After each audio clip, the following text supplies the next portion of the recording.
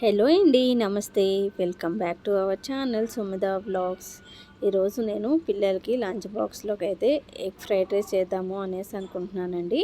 దానికోసం అనేసి ఇక్కడ నేను రైస్ అయితే కుక్ చేసేస్తున్నాను. రైస్ ఎప్పుడైనా కానీ కుక్ చేసుకునేటప్పుడు నేను ఒక 2 టేబుల్ స్పూన్స్ వచ్చేసి ఆయిల్ అన్నది వేసేస్తాను. అప్పుడు రైస్ అన్నది మనకు పొడి పొడిగా వస్తుంది. కాబట్టి ఈరోజు నేను రైస్ కుక్కర్లో అయితే రైస్ అన్నది కుక్ చేసేస్తున్నాను. ఇంకా ముందుగా మనం ఎగ్ ఫ్రైడ్ రైస్ చేయాలి అంటే మనకి ఎగ్ అయితే కావాలి కదండి. దానికోసం అని ఇక్కడ ఎగ్ అయితే ఫ్రై చేసేసుకుంటున్నాను. కేవలం పిల్లలకు మాత్రమే ఈరోజు నేను ఎగ్ బాక్స్లోకి ఎగ్ ఫ్రైడ్ రైస్ అయితే చేస్తున్నాను కాబట్టి కేవలం 2 ఎగ్స్ అయితే తీసుకున్నాను. ముందుగా ఆయిల్ అయితే వేడైపోయిన తర్వాత ఇక్కడ నేను 2 ఎగ్స్ని అయితే బీట్ చేసేసి వేసుకున్నానండి. మనం ఇక్కడ ఎగ్ వేసిన వెంటనే కదిపేసాము అంటే చిన్న చిన్నగా అయిపోతుంది ఎగ్ అన్నది. కాబట్టి కొద్దిగా ఫ్రై అయిపోయిన తర్వాత నేను వీటిని అయితే కట్ చేసేస్తాను. కొద్దిగా సాల్ట్ అయితే వేసుకున్నాను. చూసారా, ఆమ్లెట్ లాగా వచ్చేంత వరకు వాటిని అయితే స్ప్రెడ్ చేసేసుకొని ఒకవైపు ఫ్రై అయిపోయిన తర్వాత ఇంకో వైపు అయితే టర్న్ చేసేసుకుంటున్నాను. 2 వైప్స్ మనకి గోల్డెన్ బ్రౌన్ కలర్ వచ్చిన తర్వాత ఇక్కడ నేను వీటిని పెద్ద పెద్ద పీసెస్గా అయితే కట్ చేసేసుకుంటున్నాను. ఇలా పెద్ద పీసెస్గా కట్ చేసాము అనేసి అంటే పిల్లలు తినడానికి చాలా ఇష్టపడతారనమాట. అదే చిన్న చిన్న ముక్కలుగా కట్ చేసాము అంటే వాళ్ళు అంతగా ఇష్టపడరు. కాబట్టి నేను ఎగ్ ఫ్రైడ్ రైస్ అయితే ఈ విధంగా చేస్తూ ఉంటాను పిల్లలకి. ఇక్కడ వచ్చేసి 6-7 వెల్లుల్లిని అయితే తీసుకొని సన్నగా అయితే చాప్ చేసేసుకున్నానండి. ఎంత సన్నగా చాప్ చేసుకుంటే అంత బాగుంటుంది. మనం ఆయిల్లో ఫ్రై చేసేస్తాం కదా. ఇక్కడ ఒక ఆనియన్ అయితే చిన్న చిన్న ముక్కలుగా అయితే కట్ చేసేసుకుంటున్నాను. అలానే మన దగ్గర ఏ వెజిటేబుల్స్ ఉంటే ఆ వెజిటేబుల్స్ వేసుకోవచ్చండి. కాకపోతే నా దగ్గర ఈరోజు బీన్స్, క్యారెట్ మాత్రమే ఉంది కాబట్టి వీటిని మాత్రమే వేసేసుకుంటున్నాను.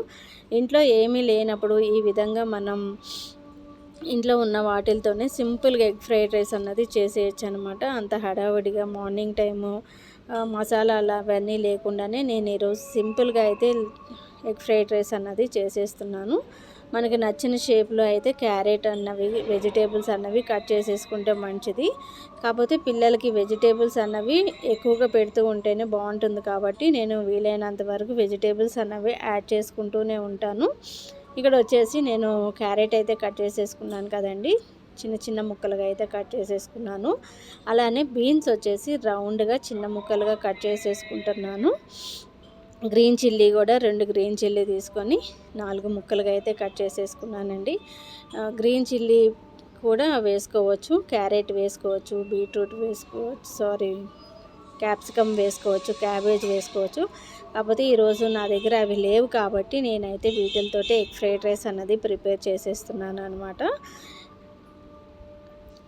చూసారా, ఇక్కడ మనకి ఎగ్ కూడా బాగా కుక్ అయిపోయింది కాబట్టి వీటిని ఒక ప్లేట్లోకి అయితే తీసేసుకుంటున్నాను. ఇలాగ చాలా క్రిస్పీగా రావాలి మనకి ఎగ్ ఫ్రై చేసినప్పుడు. క్రిస్పీగా వచ్చింది అనేసి అంటే పిల్లలు తినేటప్పుడు కూడా చాలా టేస్టీగా ఉంటుంది. ఇప్పుడు అదే ప్యాన్లోకి నేను కొద్దిగా ఆయిల్ అన్నది వేసేసుకుంటున్నాను. ఆయిల్ వేసుకున్న తర్వాత ఇక్కడ ముందుగా మనం కట్ చేసుకున్నాం కదండి వెల్లుల్లిని, ఆ వెల్లుల్లి ముక్కలను అయితే వేసేసుకొని కొద్దిగా అయితే ఫ్రై చేసేసుకుంటున్నాను.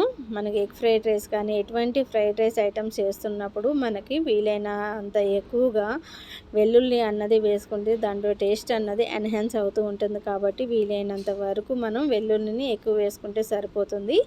ఇక్కడ వచ్చేసి ముందుగా నేను కట్ చేసుకున్న ఆనియన్స్, గ్రీన్ చిల్లీ, అలానే బీన్స్, క్యారెట్ వేసేసుకొని వీటిని అయితే ఫ్రై చేసేసుకుంటున్నాను. ఈ వెజిటేబుల్స్ మనకి బాగా సాఫ్ట్ కుక్ అవ్వాల్సినంత అవసరం ఏం లేదండి.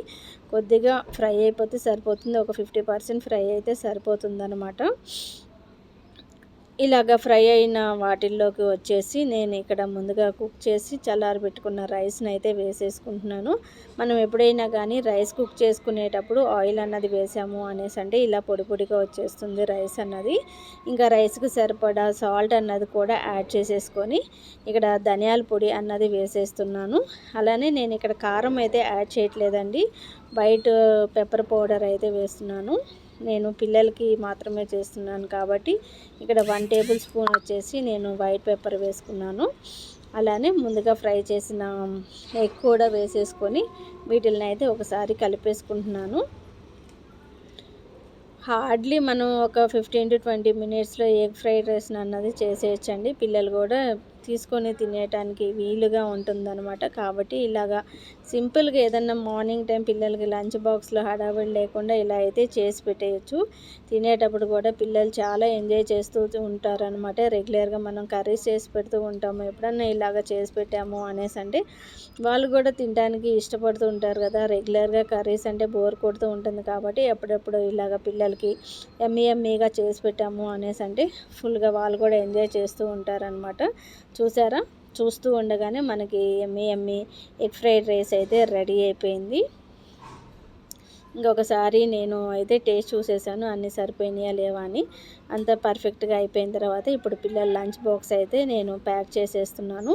మా పిల్లలు అయితే చాలా ఎంజాయ్ చేస్తారండి ఇలాంటి ఫ్రైడ్ ఐటమ్స్ ఏదన్నా చేసి పెట్టాము అంటే. అలా అని రెగ్యులర్గా పిల్లలకి ఇలాంటివి కాకుండా ఎప్పుడన్నా ఒకసారి రేర్గా ఇలా చేసి పెట్టాము అనేసి అంటే వాళ్ళకు కూడా ఫుడ్ అంటే బోరింగ్ కొట్టుకోకుండా ఎంజాయ్ చేస్తూ ఉంటారు కదండి. పిల్లల లంచ్ బాక్స్ అయితే నేను ప్యాక్ చేసేస్తున్నాను. ఈరోజైతే బాక్స్ అయితే ఖాళీ అవుతుంది అనేసి అనుకుంటున్నాను. అలానే ఈరోజు నేను పిల్లలు ఇంట్లో ఉన్నప్పుడు ఆనియన్స్ ఇష్టపడుతూ ఉంటారు, అలానే అనేసి స్కూల్కి కూడా నేను ఒక ఆనియన్ అయితే కట్ చేసి పిల్లలిద్దరికి షేర్ చేసేసాను. అలానే ఒక లెమన్ కూడా కట్ చేసి పెట్టేశాను అనమాట. ఇదేనండి మా పిల్లల లంచ్ బాక్స్ వచ్చేసి. మీకు నచ్చిందా అండి వీడియో? నచ్చితే ఒకసారి లైక్ చేయండి, షేర్ చేయండి.